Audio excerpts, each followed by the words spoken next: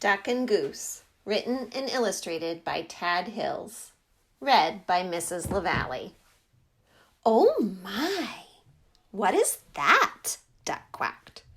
"That's a silly question," Goose honked. "It is a big egg, of course." "Of course it is an egg, I know that," huffed Duck. "What I mean is, where did it come from?" Goose looked skyward. He looked to the river. He looked to the fields. He thought very hard. "Who are you?" he asked finally.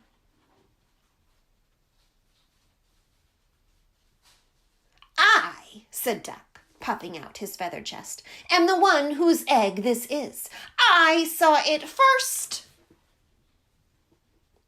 Goose quickly raised one webbed foot. "It's mine. I touched it first."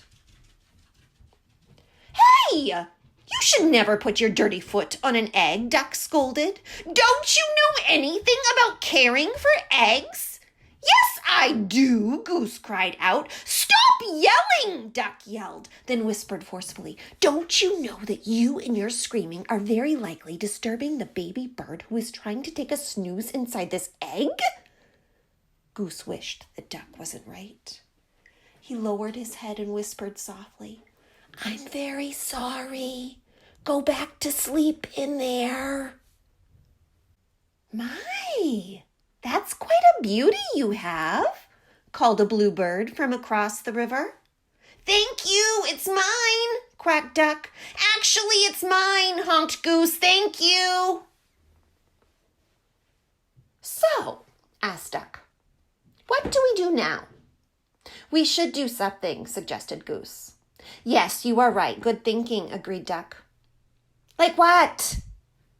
Duck and Goose each thought.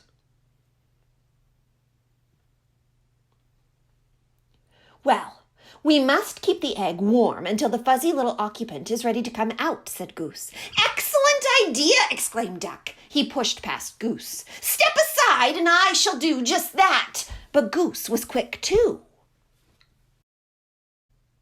After a flurry of fussing, grunting and groaning, slipping and sliding, honking and quacking, Duck and Goose found themselves back to back. "Scoot over. I don't have any room," complained Duck. "You are much closer to me than I am to you." "Stop yelling in my ear, Goose." "Shh!" Goose hushed, pointing at the round thing beneath them. "Yes, yes, yes, we must remember. Quiet, quiet, quiet.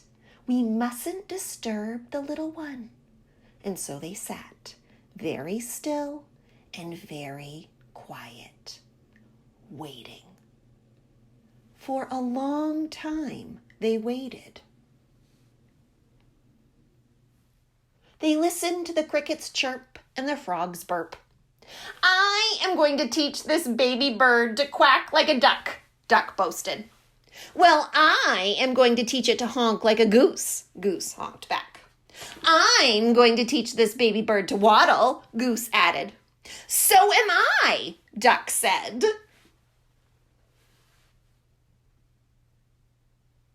They heard the pitter-patter of the rain. "I'm going to teach this baby bird to swim," Duck said. "Me too," Goose said. To pass the time, they sniffed wildflowers in the warm sun and shared breadcrumbs while Goose taught Duck to honk. And they watched the sun set in the sky, and Duck taught Goose to quack. They counted the stars in the night sky. "Let's teach our baby to fly," said Goose. "Good idea," said Duck. "I'm sure our baby will be a fast learner," said Duck. "If it takes after you and me, I'm sure you're right," agreed Goose.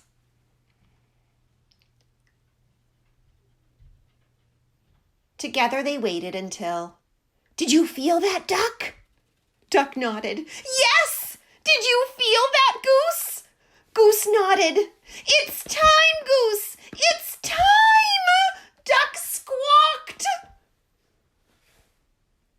Quickly, Duck slid down and started running in circles around their egg. "What should we do now?" he hollered. I think we should remain calm, Goose yelled back. Excuse me? A little voice called out. Duck stopped. In all of the exciting confusion, he had failed to notice the blue bird kicking their egg. Can I play too? She asked. Play? This is no time for play, yelled Duck. This is no time for games, yelled Goose. And what's with all the kicking? I was only trying to get your attention, said the little bird. Well, you got it, Duck huffed. False alarm, Goose, back to work. Can't you see that we are very busy here, Goose explained to the blue bird. This is serious business. This is perhaps the most important moment of our lives. Oh my, I am sorry, apologized the bluebird. I had no idea. I just thought that maybe I could play with your ball. It really is a nice one, she added, and then she flew away. Goose gulped. Did she say ball?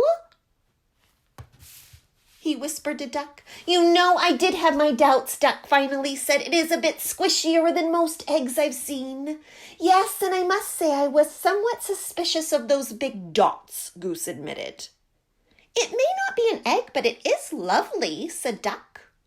Oh, absolutely, Duck, Goose agreed. It's a keeper.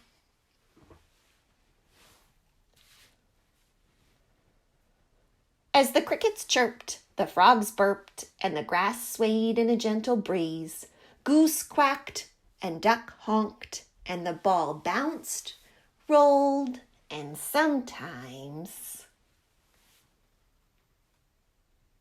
even flew. The end.